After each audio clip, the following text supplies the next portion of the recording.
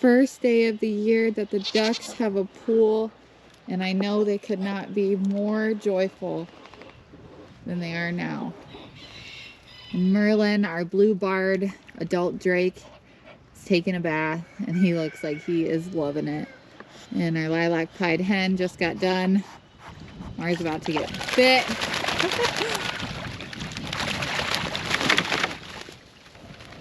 What'd you think, buddy? He's gonna get right back in.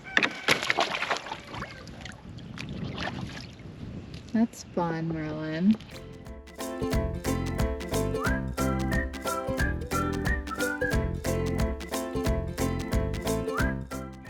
Twinkle, look at all this hair up on your back. You look so silly, Pink.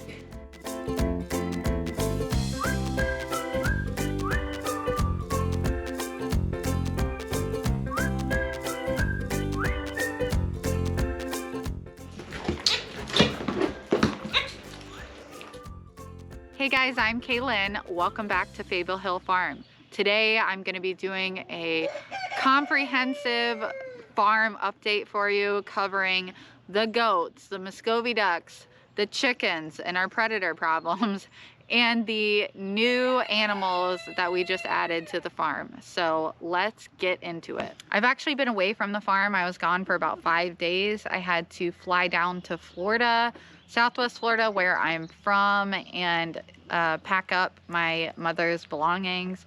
My mom passed away when I was 16, which is a little over 14 years ago, from brain cancer, and my stepdad is in the process of moving, and I wanted to get down there and get my mom's things so he didn't have those in his way when he's trying to move, and it's just been a long time coming.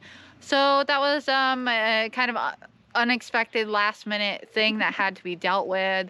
My husband actually flew down the night that we left. We rented a 10-foot U-Haul box truck, and then we drove it back to Michigan, which was a 2-day trip.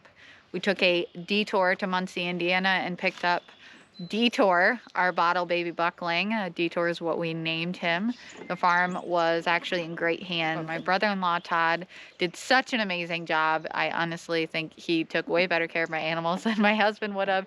He's an animal lover. He did a great job. So Todd, if you happen to see this, thank you again for all of your help and hard work, and I just appreciate you so much. And what you've all been waiting for, Muscovy ducks.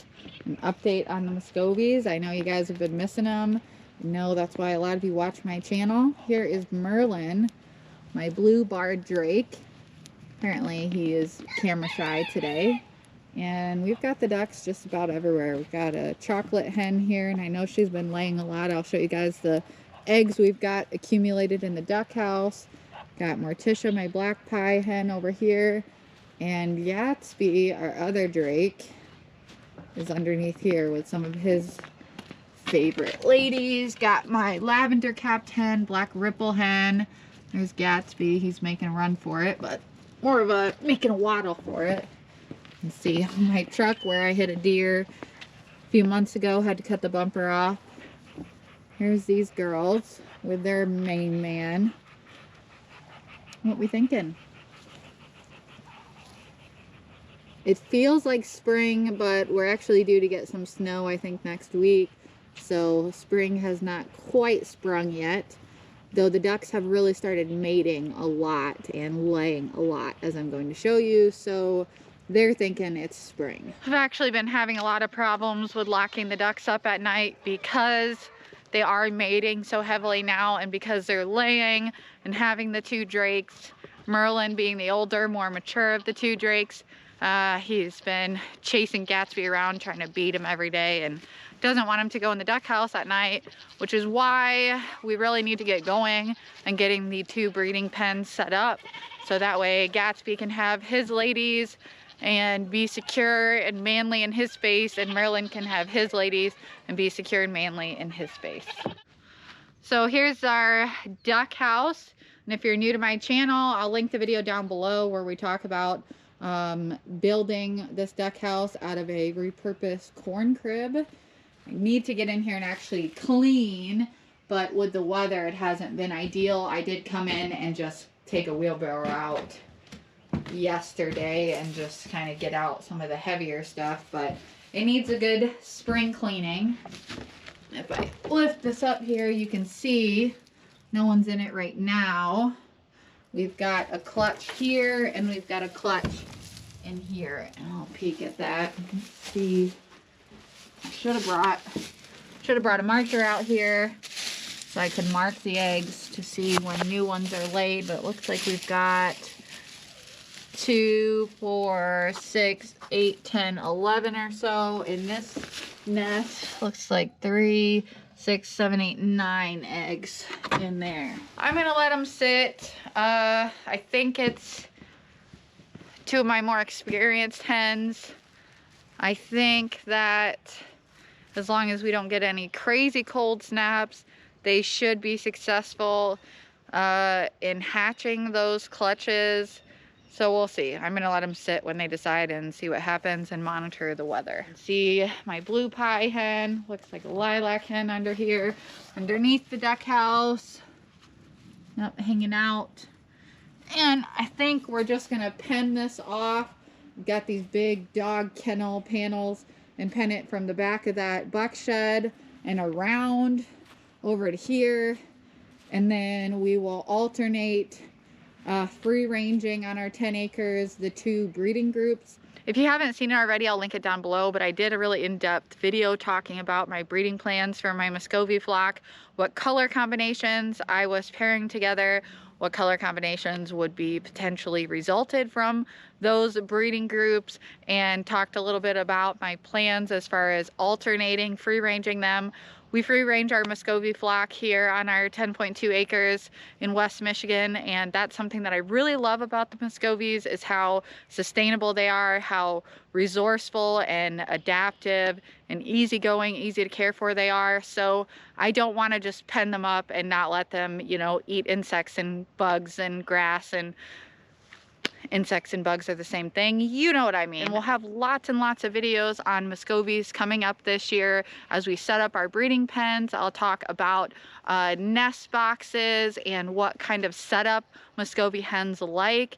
We'll walk you through the whole process as far as raising them out, growing them out, butchering them. I've got a video on butchering Muscovies. You can check that out. A few videos actually. I'll link my whole Muscovy playlist down below as well. Again, I know a lot of you are here for that. Thank you for bearing with me as far as me being out of town and not being able to get a lot of new Muscovy content to you. A lot going on, of course, right now on the farm. Busy, busy, busy, especially with new livestock. Again, I'm a stay-at-home mom. I've got a 1.5-year-old, so you know, she is a priority and everything else is just a juggling act. So I am excited to share all of the upcoming Muscovy content with you. And if there's something in particular you want me to talk about when, you know, it relates to Muscovies, or if it relates to Nigerian Dwarf goats or holistic livestock management, leave me a comment down below. Let me know. What do you want to see? I want to give you guys what you want. Stinky Buck. Got Uhtred, our livestock guardian dog, our Great Pyrenees puppy. Templeton, our breeding buck, Shoefly Templeton, Star B. And then here's our new buck. This is Hundahole's AL Shady Acres. AL for his sire, Al, who was my friend Stacy's best buck, who she unfortunately lost this year. And Shady is he is a long little guy, so he's definitely going to add some length to the herd. So this is Butchery, who I am calling Cherry, Butchery, because Butchery is long and difficult to say, and certainly not a word a 1.5-year-old can say. She has an extra teat, as you can see here. Cherry actually comes from great milking, high production genetics. She was bred by my friend and mentor, Stacy, from Hundaholt, who I'll link down below. And quite a few of my animals are from Stacy. She's got great genetics, but she's got an extra teat. That is a disqualification in the breed standard of any dairy goat.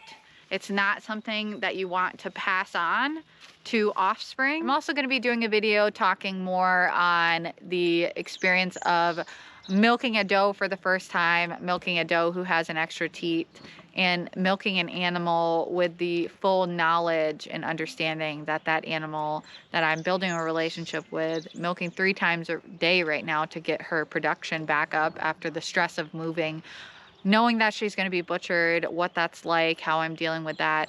I'm an animal lover. I'm a crazy goat lady. She's a super sweet doe, and you know, that's not an easy thing to build a bond like that with an animal, knowing that that animal is still going to wind up being butchered. So that is a video I'll be shooting here as well. I've been starting to train Sunny to the milk stand and putting her on in the mornings and letting her get her alfalfa pellets that way, clean up Cherry's grain, that way she's used to getting her udder touched. Hopefully that will mean she's going to be an easier doe on the stand when she's actually in milk. She's due May 5th. I actually just felt her baby's kick for the first time yesterday really strongly, and that was super cool. And I am excited to see what she's got in that big belly of hers.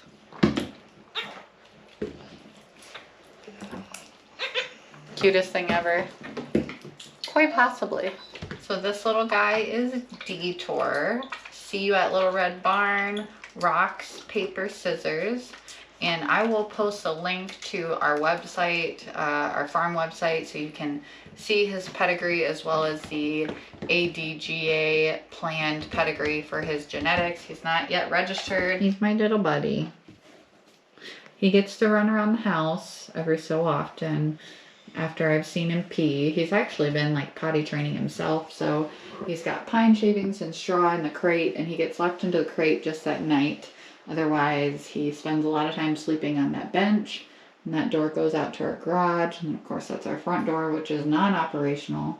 And then he also likes to sleep up on our recycling can there. These are the chicks I hatched a little while ago. I'll have to check on their hatch date. Actually, 3 of them are chicks I hatched, and the rest came from Tractor Supply. They're getting so big, so fast. Super cute. Bright. I gotta have the light on to see. Super, super cute. One full bred black copper Moran that I hatched, and then there's an olive egger I hatched, this little silky cross chick I hatched, and then the rest are basically Easter eggers. And here we have our first batch of meat chickens that came in, around 40 of them. There was one that was dead on arrival. There's actually one I can see that looks like it's passed away, which is just, you know, unfortunate part of farming or homesteading. They can't all make it, and likely that chick was weak from shipment. I'll have to get it out of there. I've been treating them for coccidia, even though everyone looked relatively healthy. It's just pretty much a given that these birds will have coccidia, so I've been treating them for that. Need to make them some more scrambled eggs with oregano and cayenne and garlic. They've been getting garlic, apple cider vinegar, honey, water. I've done previous videos on all that, so I'll link those down below. They're older videos, so the quality's going to be a little bit different. I've also been giving them some probiotics and electrolytes, and then scrambled eggs, as I mentioned. So doing as much as I can to treat any coccidia and to prevent any coccidia, and that's all you really can do. So I'm sad to see that that chick didn't make it, but everyone else looks healthy. I'm not seeing any signs of pasty butt whatsoever on these chicks, and I'm overall very happy with the Cornish cross from Meyer Hatchery. I don't want to go in here because the bucks are stinky. I know, buddy. Richard went for a walk with Amara in the pasture this morning. He's a good boy. He's about 17, 18 weeks old now. I'd have to double check. I do have a video. I did a 16-week update on him, and I'm going to be sharing that with you guys. Even though it's not current, nothing has changed as far as updates on him. The only big change is that he is now officially living full-time with the bucks, because he's just a little bit stressed out about having the new doe, Cherry, and just the energy of the does. You can see the bucks. I mean, Shady and Cherry came the same day. That was just a couple days ago. And you can see the bucks have calmed down. They've fought it out and they're just chill. And that tends to be much more normal of bucks compared to does anyways. Lots of hormones with the does. And that was just a bit much for Uhtred, and he really was getting wound up. He was chasing the does, chasing Sunny, our pregnant doe, and that's just not healthy for Sunny in her pregnancy.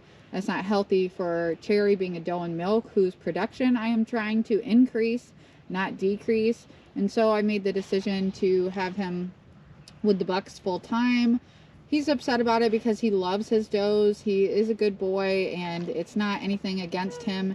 It's not because he's a bad dog. He's just, you know, young. He's still a very young puppy, and he doesn't understand why the goats are all wound up. He just was confused, and it was just too many hormones for him. So it's just best for him to be with the bucks, and, you know, we're adapting and learning to that. And he's still a very good boy. He's doing well.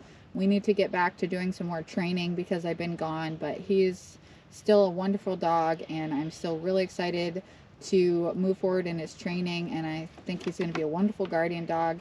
But he is officially banned from the doe pen until a little bit later on. I'll still take him to see the does, very supervised, because I don't want him to totally, you know, be unbonded from the does. But I do think that having time away from them is important. A quick chicken update for you guys. Don't talk a lot about chickens because that's not the focus of my channel. And there's a lot of chicken channels, a lot of chicken content on YouTube if that's what you're looking for. Usually our chickens are pasture ranged inside of our pasture, inside of one of our pastures, and they still get the benefits of free ranging, but they're in a fence. The day before I left on my trip, we had to lock the chickens up due to a fox attack, broad daylight, which I witnessed, which was pretty wild. I wish I would have caught it on camera. But I had Ellie in one hand, and feathers were flying everywhere, and the chickens were all, you know, screaming bloody murder. Had a fox cub get a hold of my white leghorn. She survived. He actually tried to stay for more hunting practice until I yelled at him and scared him away. But the chickens have been locked up since. We've definitely have lost some other chickens in the last few weeks to foxes, which when you have this many chickens, you know, I'm not doing a head count every day, not doing roll call.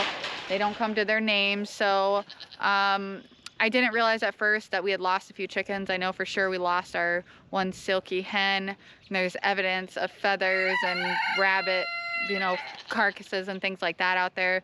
I have seen an adult fox recently, and we had some predator attacks last fall that we're thinking must have been that mother fox, and then of course she had babies, and now we have a whole family of foxes, and they're basically living right outside KFC here, and we've got to deal with that. So to protect our chickens, they're locked up right now. We've got a live trap we purchased. We have to go through all the proper legal channels as far as a nuisance permit because of the season we're in right now with the foxes having cubs. We've looked into some different things as far as, do you mind relocating and things like that, but that's not really realistic. Most people don't want you to dump off a bunch of foxes on their property, and it's also not realistic that we're going to be able to catch every single one in a live trap. So it may just come down to, you know, eliminating them permanently through the use of a rifle. If you farm, if you homestead, if you have livestock, you're going to at some point come into a position where you have to eliminate predators. Now, I would like to coexist as much as humanly possible with nature and with predators. I got a livestock guardian dog for that very reason, because instead of shooting coyotes or things that may threaten my goats, I would rather have a living predator deterrent, aka Uhtred, the livestock guardian dog. Someday. He's still a puppy, so he's useless as an actual guardian. He actually sat by the fence and watched, you know, the commotion, I don't think he could even really see the fox. He wasn't sure what was going on, but I think he thought, not my chickens, not my problem. Their guardian instinct doesn't kick in until they're typically around 18 months old, so I can't hold that against him, and he hasn't been taught to protect chickens. At some point, just by default, with his guardian instincts, at some point by default, you know, he will just know and desire to eliminate or chase all predators off the property, whether they threaten the goats or not. Morticia, I just need you for a shot. She's like, why? She's like, why are you following me? Morticia, come back here. Thank you guys for watching. As always, I'll see you in the next video. If you're not subscribed, make sure you hit that subscribe button and the notification bell so you get notified when I post new videos. And don't forget to leave me a comment down below. Let me know who you are, where you're from, what kind of videos do you want to see. I like to produce content that you guys want to watch. If it's something I feel like I can add value to, that I can speak about with confidence or from experience, I'm always happy to produce the content that you want to see. To all my new subscribers, welcome. To all of my old subscribers, welcome back. Thanks for watching. I'll see you guys in the next one. I have Mara's Frisbee. She wants me to throw it. See if I can do this with one hand. Ah.